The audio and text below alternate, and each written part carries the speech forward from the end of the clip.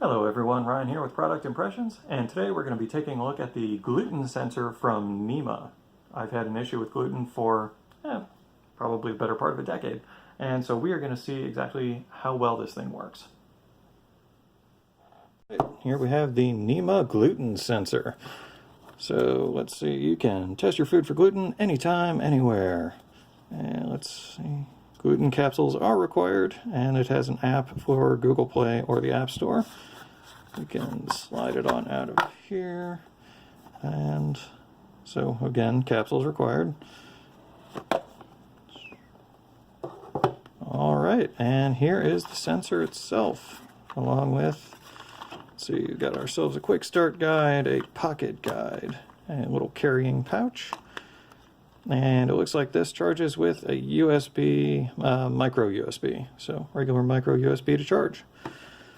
Would be nice if it were Type-C, kind of keep up with the times, but anything that has progress in the gluten testing, I am all for. So here is what the device itself looks like. Pretty cool looking little triangle here. I guess the capsules are going to go in there for testing the food. Got our charging plug right there. Alright, and let's see, we do have a box of their test capsules as well. So if we pop this open, it looks like we've got, I believe that's 12, 12 little testers. So how to use: put in a pea-sized sample of the food, twist the cap closed, click it in, and turn on the Nima to test. Alright, we're going to give this a try and see how well this thing actually tests for gluten. Alright, I wanted to take a closer look at the pocket guide that they included here. So, one thing, always ensure that, at least as far as any server is concerned, the food that you're getting should be gluten-free. For hard foods, you might need to soften it first, make sure everything's clean. If things are dense or powdered, you might need to add a little bit of water. And if it's like an airy, puffed cereal, you might need to crunch it in to the little capsule. And they recommend that you use a size about a pea. Alright, the main point of concern that I have is actually on the other side here with foods Nima cannot test. Fermented foods like soy sauce and beer. Obviously beer is going to be containing wheat. That's one of the main things about beer. But particularly of note is soy sauce. I wanted to mention, if you are new to the avoiding gluten, soy sauce does have gluten in it, as does balsamic vinegar. It's just a factor of how these things are made. And if you are getting steak out somewhere, it's important to check that those are gluten-free as well, because you wouldn't think there would be gluten in steaks, but a lot of restaurants might actually marinate the meat in soy sauce, and then it is no longer gluten-free. So that's one point that I wanted to make, something to check for. Here we are with test number 2 of the little crouton. Whoops. So this is the small crouton from a salad kit. Let's go ahead and open up the tester, or the cartridge I should say. Pop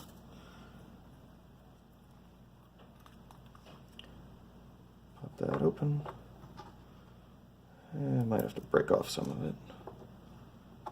Just to try and make sure that we get enough in here.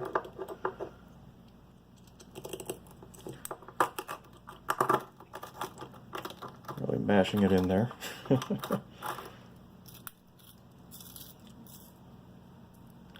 And we twist until the green stripe goes away. There we are, snapped into place. And let's see how it works.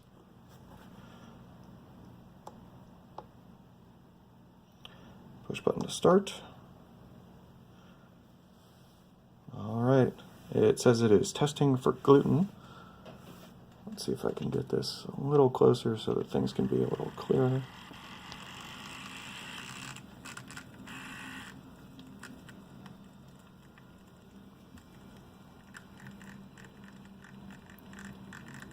There we go. Now you can see it's actually testing for gluten. There's a bit of a grinding sound, which is interesting.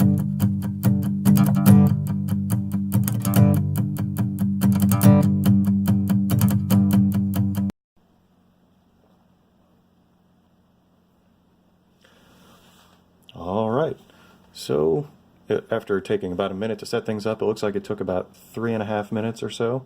And as you can see on here, it does say that gluten was found in that sample, which is exactly what I expected to find, but that is nice so you can actually see what the display looks like when it finds gluten. Now we're going to do another test on some softer food. This time here I have a bit of cauliflower rice with some salsa and Mexican seasonings on there. I do not expect there to be any gluten in here. And just to be on the safe side, I also did wash my hands in between the previous test and this one. So just to make sure that I'm not cross-contaminating anything. We're going to go ahead and screw this in. And we'll see if it takes a different amount of time or if the readout is any different based on a soft food rather than the crunchy. Snap it into place. And press button to start.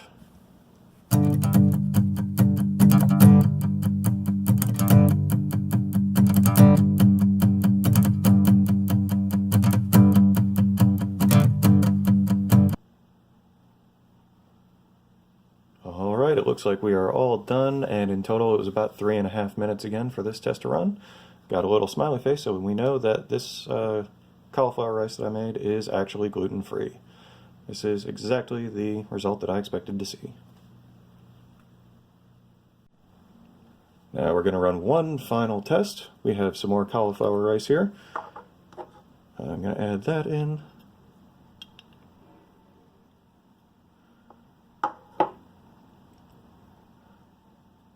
Just because they said that it might have a hard time with some soy sauce, we're going to try mixing in some soy sauce to see if it actually does pick up anything.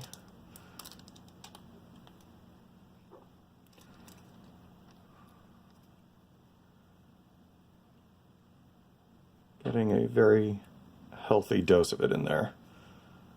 So I guess I was slightly off camera on that, so let's add just a little bit more. So you can see, yes, I am actually adding some soy sauce in here. So with any luck, this will actually give us a positive gluten result.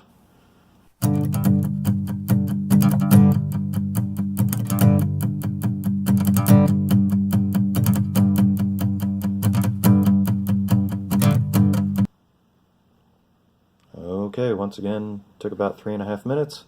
And unfortunately, it is reading this as being gluten-free, which I know it is not because I put soy sauce in there. So that is definitely a strike against this sensor. Alright, some final thoughts on this Nima Gluten Sensor.